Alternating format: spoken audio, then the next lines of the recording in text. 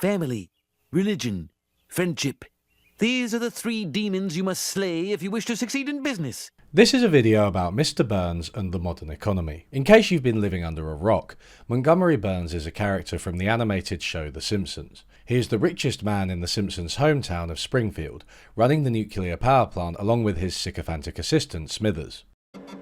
Hello, Smithers. You're quite good at turning me on. You probably should ignore that.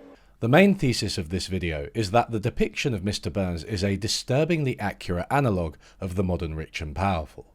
Watching the show evolve over the years gives us some surprisingly rich insights into the economics of inequality and how it impacts us all. It's a good way to explore some modern economic theories surrounding monopoly, competition, and the plight of workers. So if you want to learn about all that, then hop in.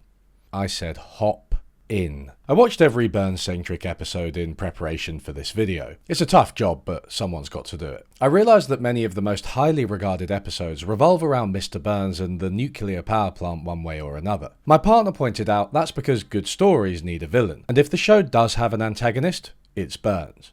At numerous points throughout the show, he is depicted as abusing workers, polluting the environment, bribing authorities, buying up media, throttling competition, controlling the supply of energy, lying, cheating and stealing, and just generally treating the townsfolk like they're his inferiors. You there, fill it up with petroleum distillate and re-vulcanize my tires post-haste. The nuclear power plant also allows the class angle of The Simpsons to come out, which was much more pronounced in the early years. As we all know, good economics makes for good TV. If you're a tedious internet pedant, you might think that what I'm saying is obvious. After all, this is the way the character was written. The reason he was in the show in the first place was to depict evil bosses, extraordinary inequality, and monopolies. But what's most interesting is not just that Mr. Burns explains the modern economy, but that he cuts against a lot of contemporary narratives and theories about it. Many people, including professional economists at times, have missed why those like Mr. Burns can be harmful. At worst, they've engaged in direct apologia for the type of extreme wealth and power Mr. Burns represents. And just think, they could have avoided such obvious errors by just sitting down and watching the golden age of The Simpsons. Exploring Mr. Burns' impact on Springfield will take us through two related economic ideas, monopoly and monopsony. Monopoly is a term you'll likely know and refers to a situation where there is only one supplier of a good or service, in this case electricity. Monopoly can be especially harmful when that good or service is as vital as electricity is. Monopsony is a less widely known term, but it refers to an analogous case, where there is only one buyer. Big companies can squeeze smaller suppliers when they're the only ones buying their wares. Monopsony is most relevant in the labour market though, where there is only one buyer of labour, i.e. workers have no other option. The power Burns has over employees like Homer Simpson is a central theme of the show. But let's start by examining just how wealthy Mr. Burns really is. See my vest, made from real gorilla chest. Growing up in the 1990s, during the golden age of The Simpsons, I used to hear the word millionaire a lot, and it seemed like a lofty aspiration. Nobody I knew any millionaires, and those who had brushed shoulders with one would consider it worth talking about. It was quite difficult for me to ever imagine having a million. You can see this shift in The Simpsons.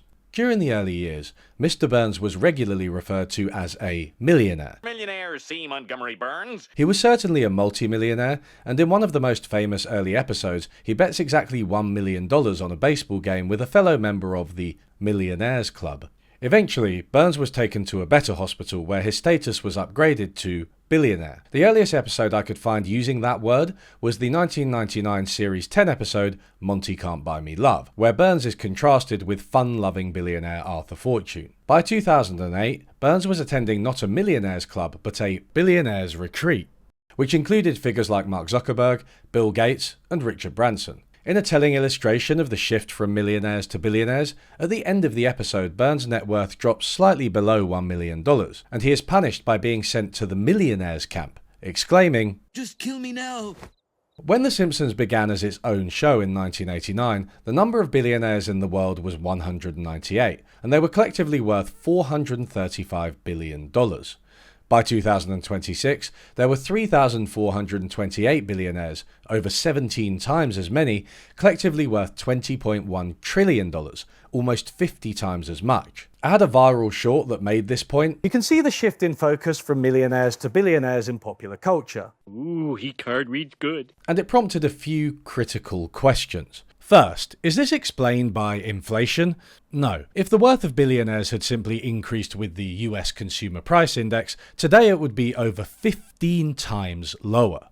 Secondly, is this shift just an artifact of using the arbitrary cutoff of 1 billion, which means something to humans but not to the universe? Like, decades ago, there were 1,000 people at $900 million net worth, and today the same 1,000 people are at $1,100 million net worth. That's just growth rather than an actual rise in inequality. No, it's not that either. Using measures like the top 1%, which are not sensitive to arbitrary cutoffs, you can see that wealth concentration has increased. It's an established fact that wealth inequality has gone up. One way of thinking about this is that inequality has increased among the wealthy. Occupy Wall Street made the 1% and the 99% famous, but they may have undersold it. According to the Federal Reserve, the top 1% have increased their share of wealth in the USA by about 1/3 from 1989 to today. The top 0.1%, though, have increased their share of wealth by just under 60%, a much higher increase. It doesn't stop there. According to economist Gabriel Zucman, the global top 0.0001%, which roughly corresponds to billionaires, more than quadrupled their share of global GDP. And even at the very, very top, the wealth of the top 10 richest men in the world more than doubled just during the pandemic. On the Forbes rich list, Elon Musk's roughly $1 trillion wealth is almost 4 times that of the next on the list, Larry Page of Google, at the time of recording. But I'd trade it all for a little more. Some people struggle to understand why the modern rich are a problem. They reason, why is it the case that some people getting rich makes others poorer? Surely they just created or earned their money and it's nobody else's business what they do with that money. While we often think of billionaires in terms of their money and companies in terms of their size, I would encourage you to think about both in terms of control. The incomprehensibly large numbers you see on the Forbes rich list are really a means to an end. Billionaires want to be able to corner their own markets and beyond to build what amount to economic empires. This gives them control over not just their companies and their workers, but entire industries, media, and politics. Their quest for control inevitably ends up as a quest for power, which affects us all. Ooh, fiddlesticks. This is illustrated beautifully by Who Shot Mr. Burns, one of the most critically acclaimed episodes of all time. Burns' previously piecemeal villainy comes to a head as he wrongs the town so badly that someone actually shoots him, prompting the mystery of who it was. The episode starts with the local elementary school striking oil, which will provide them with some much needed funds, improving not just schooling but giving a boost to the whole town. You can actually see where they started to get the idea for steamed hams in this episode. Now, what's that say under your hand there? Oh, it's an unrelated article. It's an unrelated article. Within the banner headline. Yes. Burns is alone in viewing the school as a simple economic competitor, providing an alternative source of energy to his nuclear power plant. He therefore erects a competitor oil drilling operation to drain the same oil well before the school can. Stealing the oil actually forces the school to make cuts because of the money they'd already spent in anticipation. Burns' behaviour has numerous effects beyond just depriving the school of revenue, though. His slant drilling operation smogs out the local bar, sinks the old folks' home, and when they strike oil, they even destroy Bart Simpson's treehouse and injure his dog. Burns tops it all off with his plan to block out the sun, leaving the town permanently in the dark and needing his electricity. By this stage, every single person in Springfield hates him, and many are threatening him directly with violence. Now, I know you know all of this, but I just can't escape my enthusiasm for Who Shot Mr. Burns Part 1. Burns' transgressions create a mounting sense of tension. That's odd. Mr. Smithers left his jacket behind. This culminates in a final scene which contains more suspense in 1 minute than most modern shows create in a season.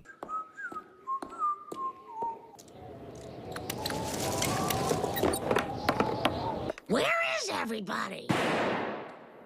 Part 1 was at the end of Series 6, so the world had to wait a few months for the resolution at the start of Series 7, and it was a big deal. Las Vegas even had betting odds on who it was going to be. Then they found out it was the baby. Burns illustrates two things about the wealthy and powerful. First, the rich may not be creating wealth, but extracting it from the rest of us. When they underpay their workers, gain political favours, and degrade communities and the environment, the wealth they have is hardly an accurate reflection of their contribution to society. In fact, it's more likely the opposite. Those who game the system hard enough and squeeze money out of the most places will come out ahead. $1 for eternal happiness. I'd be happier with the dollar. YouTubers know this all too well. Every time I want to use a little clip from a song or a show like, say, The Simpsons, I have to go to war with a multinational company over their hyper-restrictive copyright claims. Secondly, even if a billionaire originally gained their wealth through relatively legitimate means, and there are a few of them out there, being that wealthy means that your decisions necessarily have a large impact on the world around you. This extends from the industry where you made your fortune, to the communities you choose to locate in, to what you pay your workers, to your public statements, to your inevitable mixing with other wealthy and powerful people. Even if well-intentioned, the actions of the extremely rich become a matter of democratic interest. We don't elect our politicians and hold them up to increased scrutiny because they're always wrong. We do it as a matter of course because anything else is unacceptable when you have that kind of power. You have to care whether or not somebody is saying boo earns. Let's go into more detail on one way Burns' power manifests, through his monopoly over electricity in the town of Springfield. There is a man. A certain man. A man whose grace and handsome face are known across the land. Ah, the economy 100 years ago. Inequality was sky high. Key industries were run by a few tycoons, and working people were being treated horrifically. I know it's difficult to cast your mind back to a time when things were so different, but if you really squint, you may even see some slight similarities to the present day. And it may encourage you to learn that eventually society dealt with the distorting impact of the ultra-wealthy by aggressively regulating their economic empires. Antitrust laws were originally created to prohibit monopolies from becoming too large or abusing their power. US Senator John Sherman was the pioneer of the original antitrust laws back in the late 19th century. Sherman's biggest targets back then were oil and railroad companies. The discovery of oil had led to great achievements in lighting, solvents, and engines. At the same time, it had given its owners like John D. Rockefeller enormous wealth and power. He had exclusive deals with the railroad companies, obtaining special prices to transport large quantities of oil on their trains at a steep discount. In what became known as the Cleveland Massacre, he bought up most of the refineries in that city. The end result was that he had control over a quarter of oil production in the country. I've got a monopoly to maintain. I own the electric company and the waterworks, plus the hotel on Baltic Avenue. Rockefeller's Standard Oil had engaged in abusive practices, including price fixing and spying on competitors. Under the Sherman Act, the company was broken up into 34 subsidiary companies for the crime of establishing a monopoly by engaging in anti-competitive behaviour.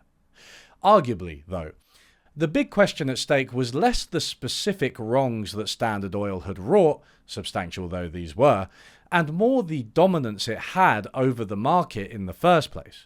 In 1890, Sherman summed up his position by questioning the power and control of monopolists. If we will not endure a king as a political power, we should not endure a king over the production, transportation, and sale of any of the necessities of life. If we would not submit to an emperor, we should not submit to an autocrat of trade, with power to prevent competition and to fix the price of any commodity. This is how modern competition law was born. For most of the 20th century, these laws focused on markets as a whole, investigating whether certain companies were too big or were exerting power over their competitors. The basic idea was a simple one. If there are too many big fish in the pond, they will dominate, to the detriment of smaller fish. That's you and me, and ultimately to the detriment of the pond itself. Ensuring a healthy economic system, as with ensuring a healthy ecosystem, should mean not letting any one player dominate. For large companies, domination could mean making sure that most transactions in the market go through you, extracting fees and squeezing smaller businesses, gouging consumers with high prices, and exploiting workers, as well as the earth itself. Over the 20th century, an understanding developed that large companies should be heavily regulated to ensure that they did not get too big, or that if they were big, they did not abuse their power.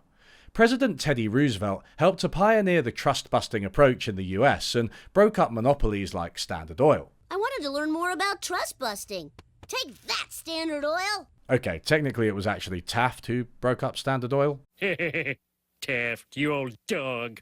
Big companies were held in check by antitrust authorities, unions, governments, and by stronger social norms against profiteering than we have today.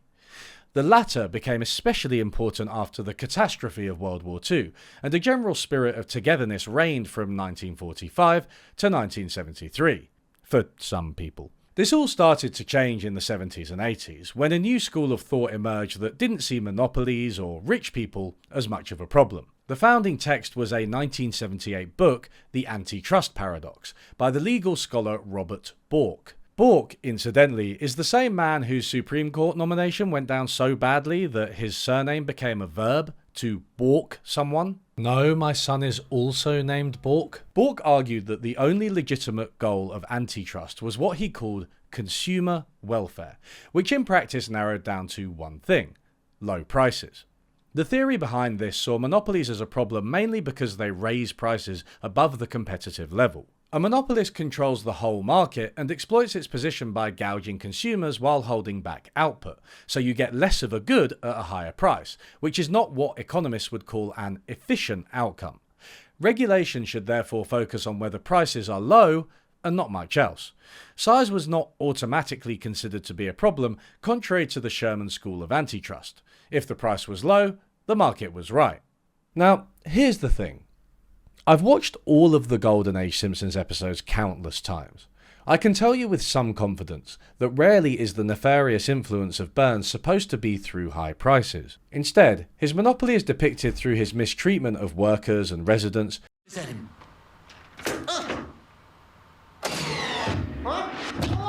environmental degradation, and his corruption of politics and government. That's some nice reckless driving, Mr. B. His wealth gives him power to influence the course of events in Springfield through countless means. For example, in the famous episode Rosebud, we learn that Mr. Burns' misanthropy may stem from his long-lost childhood teddy bear Bobo, now in the possession of one Maggie Simpson. When she won't give it to him, Burns goes to increasing lengths to make the lives of the Simpsons family miserable, taking control of the media and even the beer supply. Maggie eventually relents and gives him back the teddy bear, though we can only assume she held on to her grudge for later. Media control is also the subject of the series' 15 episode Broadcast News, for what it's worth. In another episode, Mr. Burns branches out into gambling by opening a casino. This is part of a plan by the cash-strapped town to bring money in any way they can. By building a casino, I could tighten my stranglehold on this dismal town. To be fair, it seems to work financially, but obviously, gambling comes with its risks. One of the biggest victims of the casino is Marge Simpson, who becomes addicted to the slot machines, causing her to neglect her children. Only monster here is the gambling monster that has enslaved your mother.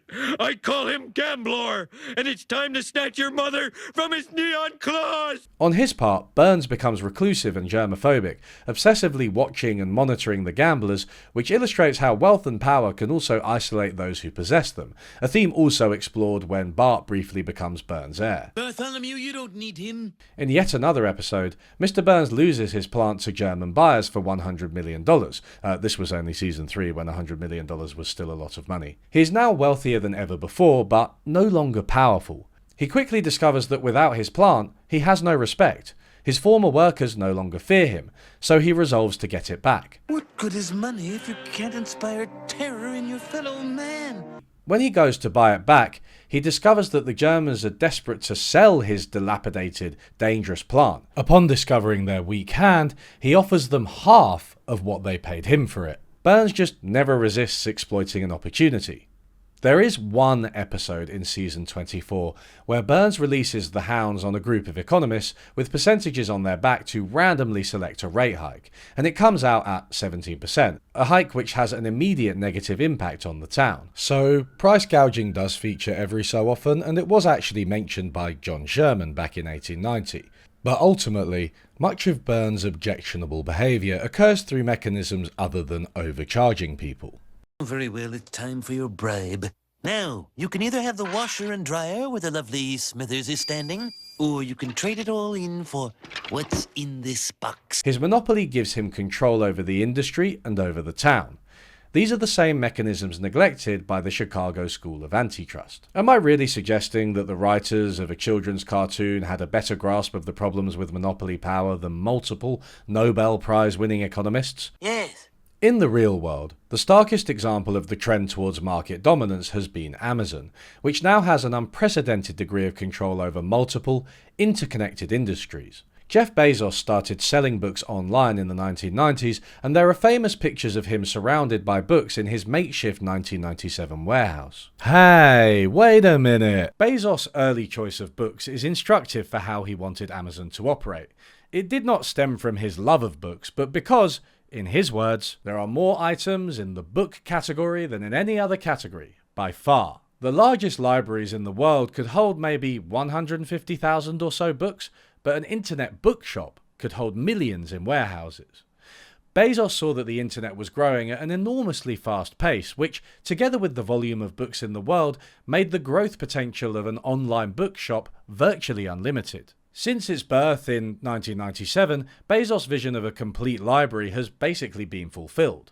In her influential article Amazon's Antitrust Paradox, a direct rebuttal of Bork's earlier article, legal expert Lina M. Khan summarized Amazon's growth strategy by saying, "It is as if Bezos charted the company's growth by first drawing a map of antitrust laws and then devising routes to smoothly bypass them." After expanding quickly in the early 2000s, Amazon started selling electronics, toys, and tools. These days it sells almost any product you can think of and manufactures plenty of them too, including publishing books itself. And that's not to mention its streaming service, credit lending facilities, marketing divisions, and unparalleled delivery and logistics network. An illustrative example of the grip Amazon has on the market comes from the now defunct website diapers.com, which was growing fast as a provider of baby care in 2008. Amazon offered to buy the corporation Quidsy, which owned diapers, alongside other websites focused on household essentials. When Quidsy declined, Amazon created algorithms that would follow the products on diapers.com and automatically cut prices below theirs, up to 30% lower in some cases. They also launched Amazon Mum, offering discounts for repeated purchases and free Prime membership. Quidsy eventually relented to the pressure this placed on them and accepted a bid to buy them from Amazon, who promptly raised prices again and all but ended the Amazon Mum scheme. Quidsy itself was eventually closed too. This is exactly the kind of thing the Chicago School insisted would almost never happen. They argued that so-called predatory pricing was basically irrational. By cutting prices to keep out a competitor, the incumbent just bleeds money. The moment it raises prices to make the losses back, fresh competitors just pile back in. Now, to be fair, they did have a few valid examples of courts blocking harmless mergers and activity in the 1960s, but it's safe to say things went way too far in the other direction, as predatory pricing was deemed impossible. Obviously, Amazon did undercut Quidsy and has not had to worry about fresh competitors because, well, who's going to compete with Amazon? They sent a clear message. Is it about my cube? Potential competition is acquired or pushed out of business so that Amazon remains dominant in every market, from books to diapers to toy figurines. Many companies that attempt to compete with Amazon, for instance by selling toys online, may at some point have to use some of their facilities, relying on them for credit or advertising or to ship their goods. Early Amazon employees recognized that Bezos' underlying goals were not to create an online bookstore or an online retailer, but rather a utility that would become essential to commerce. Bezos' idea of a utility is especially instructive in this regard, since utilities are typically thought to be too important to allow unfettered private control over them. There's a reason that Mr. Burns' chosen industry is energy. Amazon may have kept prices down and offered consumers a wide variety of products, in line with what modern antitrust laws require. Yet the original Sherman antitrust laws were designed at a time when rail and oil barons had created remarkable infrastructure too, and were responsible for industries which helped people and the economy enormously. As Sherman himself pointed out, this hardly justified the power and control the barons had. Oh, their flower power. It's no match for my glower power. Ooh. While we can marvel at Amazon's services, what we do not see are the thousands of potential innovations that might have come from companies like Quidsi, which were acquired aggressively and will never be allowed a chance to develop of their own accord. What's even worse than having control over one industry is the amount of control that wealth grants someone in general. Bezos used his wealth to acquire the Washington Post, which also dramatically changed its editorial stance in 2024, prompting mass resignations. Elon Musk bought up the social media site that he calls X, seemingly based on what he calls a joke. Fashion billionaire Bernard Arnault, who has at times been richer than Musk, has bought up several French newspapers.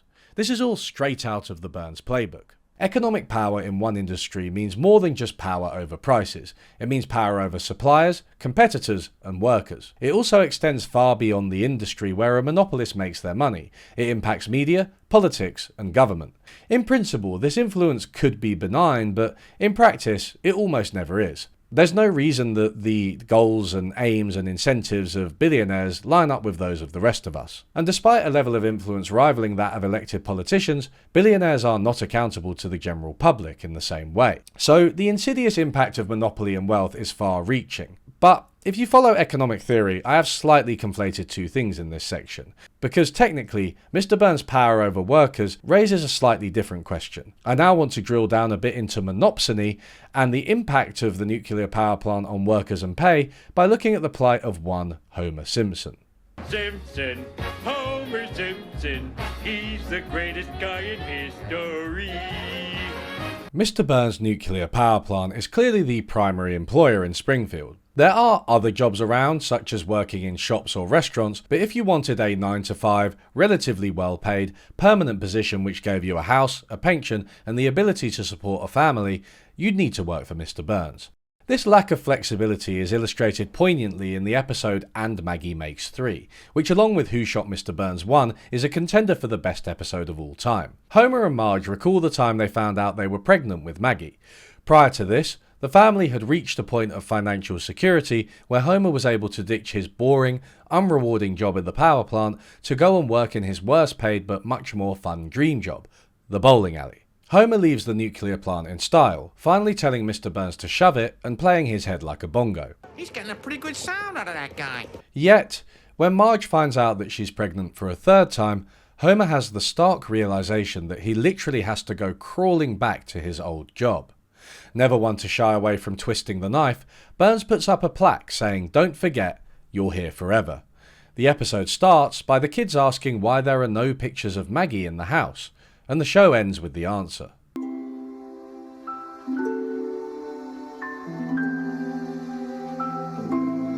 I'm not crying, you're crying. This episode perfectly illustrates our second key concept: monopsony, or a dominant buyer. In this case, the dominant buyer is the nuclear power plant, and the thing for sale is the labour of the workers of Springfield. Because they don't have much choice if they want stable employment, Burns has a lot of power over their pay and conditions.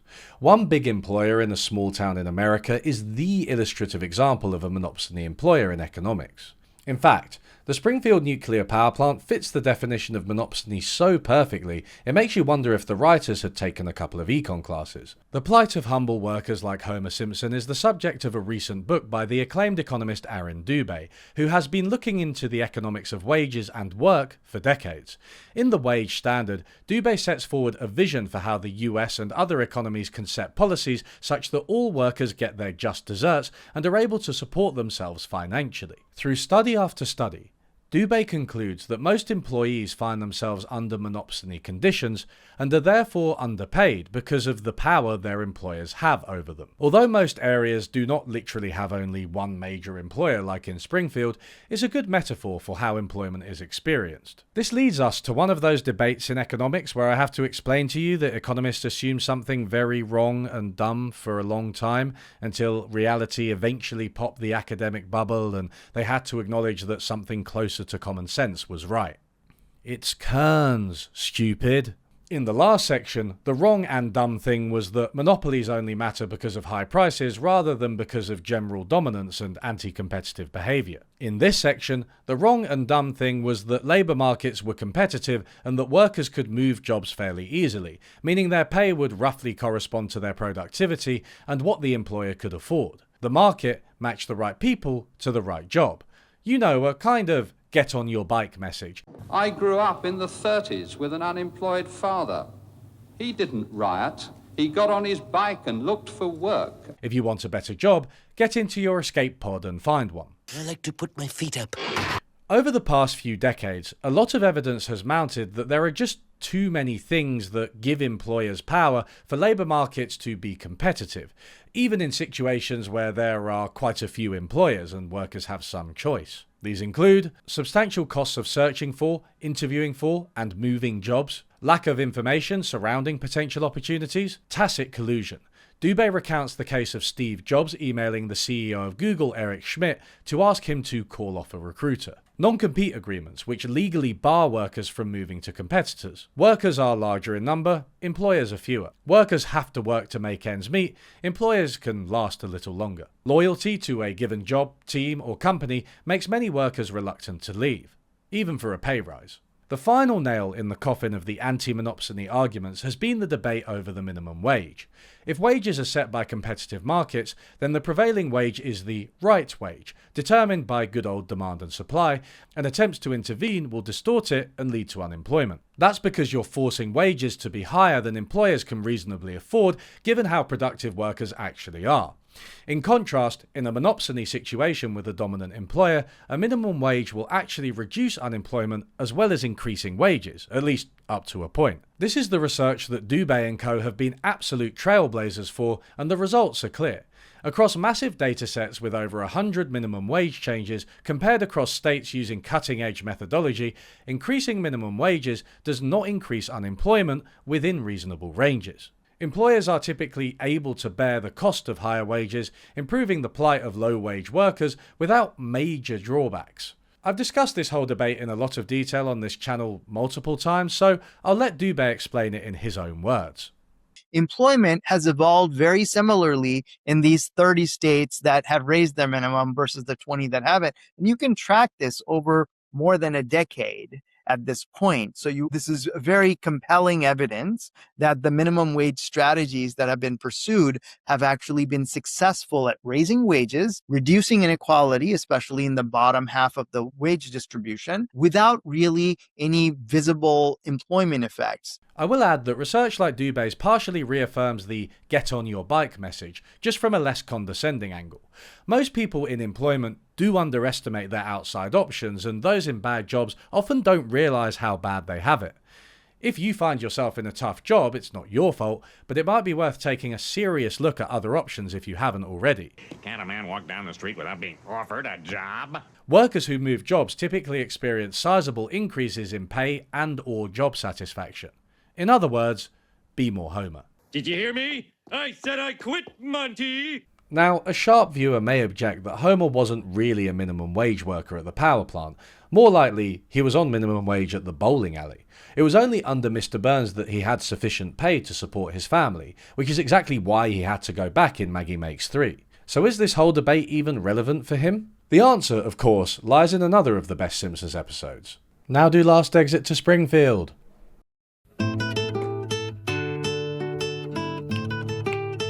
Homer inadvertently finds himself at the helm of the plant's labour union. He is locked into a deep battle with Mr. Burns over his proposed culling of the employee's dental plan. Homer's daughter Lisa needs braces, so... Look, you know where we're going with this. Dental plan! Lisa needs braces. Dental plan! Lisa needs braces. As Homer leads the union into a strike, his idiocy confounds Mr. Burns, who believes he is a tactical genius. True to form, Burns hires some goons to intimidate Homer, who doesn't get it because he's too stupid, and eventually a frustrated Burns shuts off the town's electricity entirely. The union perseveres and Homer wins back his dental plan on the condition that he has to resign from the union. Smithers, I'm beginning to think that Homer Simpson was not the brilliant tactician I thought he was. In economic theory, a union is actually a monopoly, as in the workers who are selling their labour, so to speak, become the only game in town. On its own, this is a bad thing, as just like the minimum wage, they push wages too high. But, like the minimum wage, when combined with a monopsony buyer, it actually leads to a better outcome.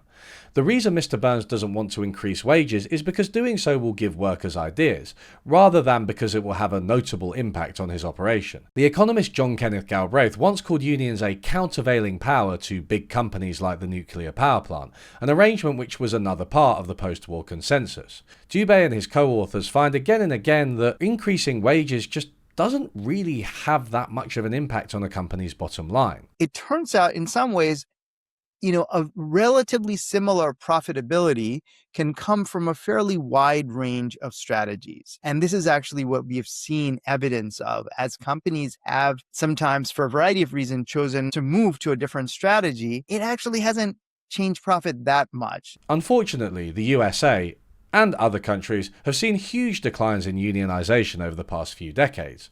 Over the same period that Antitrust failed to regulate monopolies, unions also failed to regulate pay. The result? Low Amazon-style prices alongside horrific, underpaid Amazon-style conditions. The lesson is that while the workers at the power plant may be getting more than in the retail sector, which famously has fine margins, they are still getting screwed. They are getting much less than they feasibly could, given how much money Mr. Burns, his executives, and his team of lawyers make. The way Mr. Burns treats them during the strike is illustrative of their status as second-class citizens. Benefits, perks, a green cookie on St. Patrick's Day. While the minimum wage tells us how pay has stagnated for workers at the bottom, unions affect pay more in the middle of the distribution. In both cases, real wages have been stubbornly low for decades. It's not all about rural monopsonies like the nuclear power plant either. The lesson applies to the whole US economy. Dube & Co. reckon that the average firm gets away with paying workers about 80% of what they would be paid in a competitive market. How do they know this? They look at how responsive workers are to changes in wages. The reasoning goes that if workers have plenty of bargaining power, they can just quit if their wages are too low. This graph shows the clear negative relationship between worker separations on the y-axis and company pay premia on the x-axis. What makes this graph more than just a correlation is that they look at workers who are very similar to each other in terms of education, experience, and past employment, who start at similar jobs in different companies. Different companies may have different wage policies, so how likely they are to quit this new job tells you about the effect of the pay premium they get and not the other confounding characteristics of the worker. Dube & Co. use data from the US state of Oregon, which covers a wide range of industries and employer sizes. They find that if a company pays 10% less than a competitor, quits will be roughly 20% higher. Although this is a real response, it is quite modest. In a competitive market, the response would be much more dramatic. They conclude that monopsony power is pretty common and most workers are therefore underpaid, which is where the 80% figure comes from. Fewer unions have led to the average worker being screwed. In their Oregon sample at least, the average worker could reasonably ask for a 25% pay rise. This is your chance to get a fair shake for the working man. Monopsony is therefore pervasive and doesn't literally require one massive scheming employer in a small town. Actually, Dube & Co. calculate that the average employee could be thought of as having 3 nuclear power plants to choose from. So, they don't have that much bargaining power, but they do have a bit more than Homer. Finally, suppressing pay is not the only way bosses abuse their power. Perhaps the best example of non-wage abuse happens when Marge herself has to work at the plant to make ends meet for the family. Over the course of the episode, Mr. Burns falls in love with Marge, spying on her via his video cameras. As with his teddy bear Rosebud, he will stop at nothing to get what he wants, even subjecting Marge to sexual harassment and firing her when she turns him down. Although the episode does have a happy ending, a moved Mr. Burns even puts on a show for her and Homer, for which he kidnaps Tom Jones. Pleasant dreams, Mr. Jones. Cheese, freedom, L-E, the cruise. While I was making this video, it occurred to me that there may be something to say for Mr. Burns. Not just because he is a decrepit old man, and not in the name of faux balance. Won't someone please think of the Billionaires? But because I was genuinely curious about the choice of a nuclear power plant to depict the show's villain. Burns could easily have worked in fossil fuels or some other kind of vital utility like water. Why nuclear power? Let me preface this section by saying it's tentative because I am by no means an expert. I'm open to disagreements and I'd love to know more about it in the comments. But The Simpsons started a decade after 3 Mile Island and 3 years after Chernobyl, so public resistance to nuclear power was understandably strong. Julia Pike, who manages the Sizewell C plant in Suffolk in the UK, said that the show has done the nuclear industry a big disservice. Some writers have been fairly apologetic about the depictions, including co-creator Sam Simon, who toured the San Onofre plant in the USA and promised to stop taking cheap shots at the industry. One of the main angles The Simpsons picked was the environmental risk, symbolised through Blinky, a three-eyed fish who mutated due to its proximity to the power plant. Burns is also routinely depicted as dumping waste. In reality, nuclear waste impact on the world has been far smaller than critics anticipated. Furthermore, nuclear has extremely low emissions and, long before solar and wind took off, could have been a path to a carbon-neutral future. So this stuff really works? Certainly does. Oh, well, lots of luck! Of course, there is also the safety angle. Symbolised by Chernobyl, people were reasonably worried about meltdowns. But if you look at deaths per unit of electricity, nuclear comes out roughly the same as wind and solar and way below fossil fuels. Do you have any jobs for a man who wants to die? Previous salient episodes of Mismanagement came to define what is a fairly safe path to clean energy. Even Fukushima has only been proven to lead to 1 death. Don't get me wrong. Nuclear power has definite risks and needs careful management because, well, it's nuclear. But it's safe to say that the more hysterical attitudes towards it have been disproven since The Simpsons first came out. If only those goddamn hippies hadn't protested against it. The one criticism that has stayed fair is actually the economics. Nuclear power plants are slow, lumbering behemoths that cost a lot and take a long time to complete. Most plans to build them overrun, cost multiples of initial estimates, and many are even abandoned. This is a good reason nuclear didn't take off beyond people hated it irrationally. But the show didn't really explore this angle, even though it would have made for an excellent Unlearning Economics YouTube video. Obviously, Mr. Burns is not an environmentalist.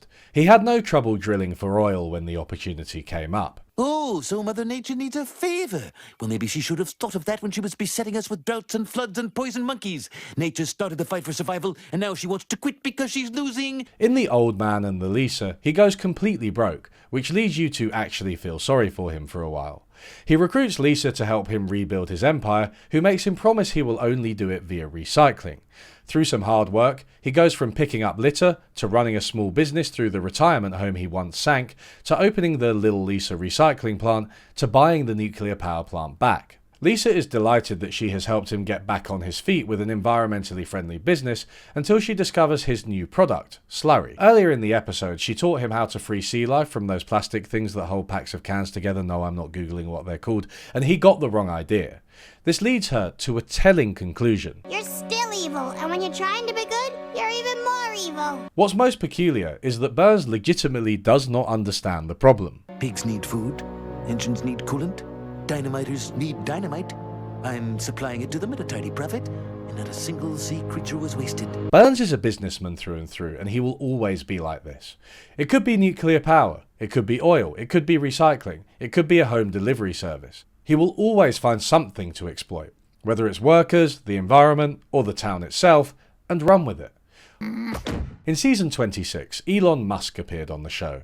The fact that the writers gave a fawning depiction of him at this time is as good an illustration of the decline in the show's quality as any. His initial commitment to electric vehicles made him seem environmentally friendly, but he was always Machiavellian, scheming to take over Tesla from its original founders, working employees hard, accused of sexual harassment. The writers failed to do their due diligence, and this omission is underpinned by Lisa herself being a sycophant to the world's richest man. No! Elon Musk is possibly the greatest living inventor! What a strange choice given her hostility to Mr. Burns and just her general worldview. Now, the episode was before Musk started taking over media and getting into politics, but the writers should have known this was likely based on earlier episodes of their own show. Like Burns, Musk made his name in low-carbon activities. For a man who likes electric cars, he sure burns a lot of rocket fuel. Like Burns, his influence from that fortune proved far-reaching and nefarious. Funnily enough, both of them seem to be fans of certain discredited forms of science. Of course you'd say that. You're the brain pan of a stagecoach tilter. As always, reality proves stranger than fiction. One area even Mr. Burns may have drawn the line was in cutting aid to the poorest people on the planet. When Musk got into government with fellow billionaire Donald Trump and founded Doge, the Department of Government Efficiency, he ended up cancelling deliveries of vital food, vaccines and equipment to parts of Africa. The result has been literally hundreds of thousands of deaths already. These are conservative estimates that are at 600,000, and you could see the falling apart of, in this case, malnutrition care, life-saving care. You can see it in HIV, you can see it in TB, you can see it in childbirth. So the lesson from The Simpsons is clear and borne out in reality. Putting overblown concerns about nuclear to one side, it doesn't really matter which industry the monopoly is in or how somebody got super wealthy. In the end, all of that control and power ends up affecting the rest of us. Unlike millionaires, billionaires aren't just rich, they're economic dictators. Anyway, I think that's everything. Release the hounds. And now I insist that we make time to acknowledge the hard work of everyone who makes unlearning economics possible. If you really liked this video, then please consider supporting the channel. This channel is entirely fan funded, so I rely on Patreon or YouTube membership or people joining Means TV, which is like a creator cooperative I'm a member of. You can also give to me on Buy Me a Coffee. I don't know. There's the number of places you can give seems to be growing by the minute, and I'm looking into another one that is open source and less vulture-like, shall we say, less Burns-like. But yeah, I really enjoyed making this video, and I hope I got every relevant Burns clip from the Golden Age in. I feel like I did, or episode, like I included pretty much everything. Maybe there's one or two I missed out, but you know, what are you going to do? We'll save it for next time. Bye.